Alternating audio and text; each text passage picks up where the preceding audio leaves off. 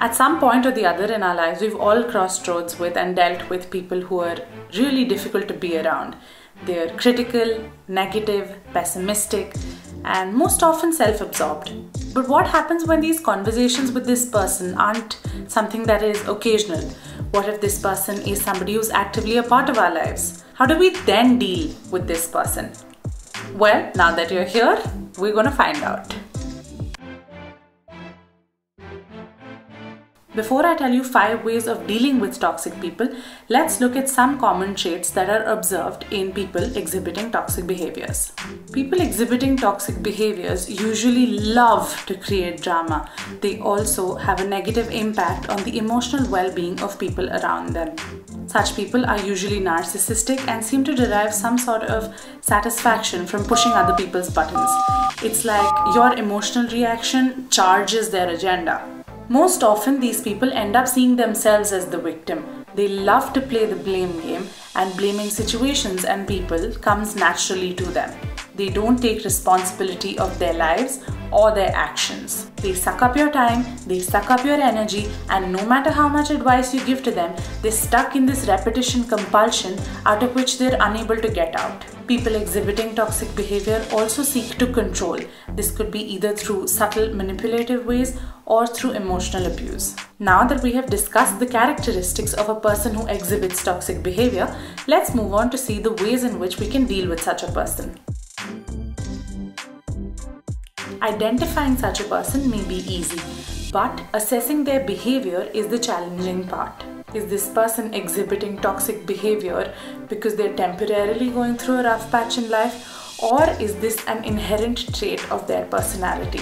Every relationship has a cost, and if that relationship costs you your happiness, your mental peace, and it doesn't allow you to be the person that you are, then that relationship needs major rethinking to do. An easy way to identify such a relationship or person is by assessing how you feel after a conversation with that person or after spending some time with that person. Is the vibe you get or the energy you feel after a conversation with this person one of abundance and joy, or does the conversation and spending time with this person drain you of your energy and exhaust you emotionally?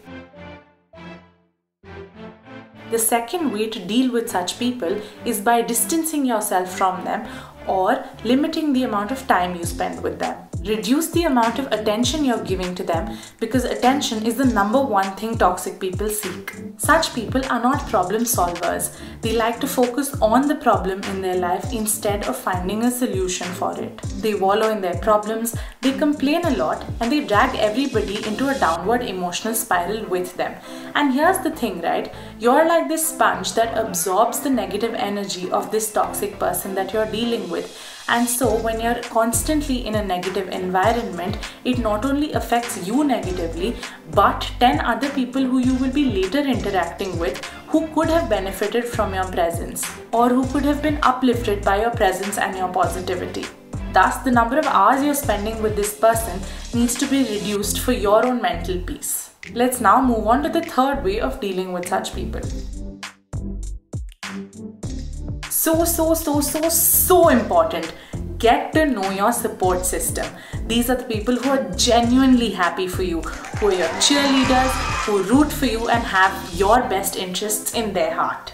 These are the people who, when you take your idea or problem to them, they will chart out a way of you to get out of their problem or a way for you to achieve your goal.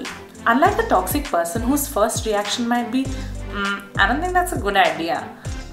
I don't think that's gonna work. Your support system has full faith in you and your abilities. Jim Rohn said this, and I think we've all heard it before, that you are the average of the 5 people you spend the most time with. And so your circle should consist of your support system and must have no room for people who exhibit toxic behavior. Realize that your energy is limited. Your happiness and your peace of mind is something you're constantly working on to keep in a positive balance. Think of it as dominoes. Changes in your emotions have a ripple effect on other areas of your life as well. You're not able to accomplish your goals, your relationships suffer, you're unhappy, and you waste a lot of time. Don't you work hard on your state of being? Mental peace requires hard work. If you're happy right now, then that means that there's something in the past that you worked hard on or something that you did right. Happiness comes from achieving the standard you set for yourself, meeting the expectations you set for yourself. And that requires hard work and willpower. Control your attention and be wise with where you're spending your energy, because that on a daily basis is a limited resource.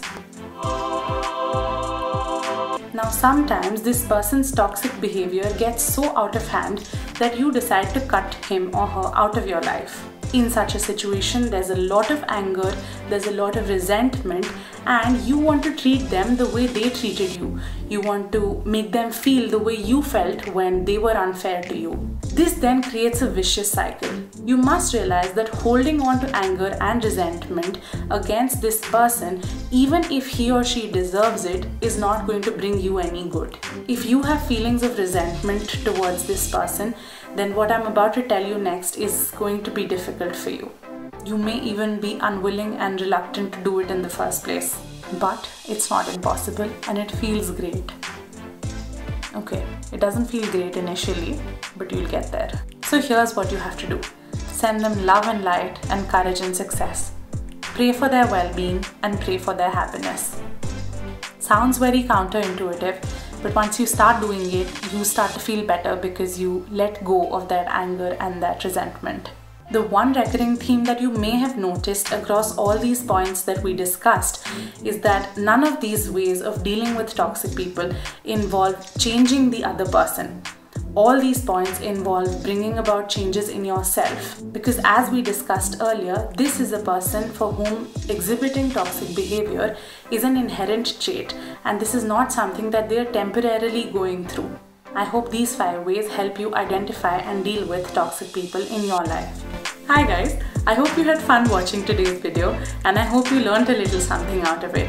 If you liked the video, give it a big thumbs up, comment down below and subscribe to my channel. I will see you in the next one.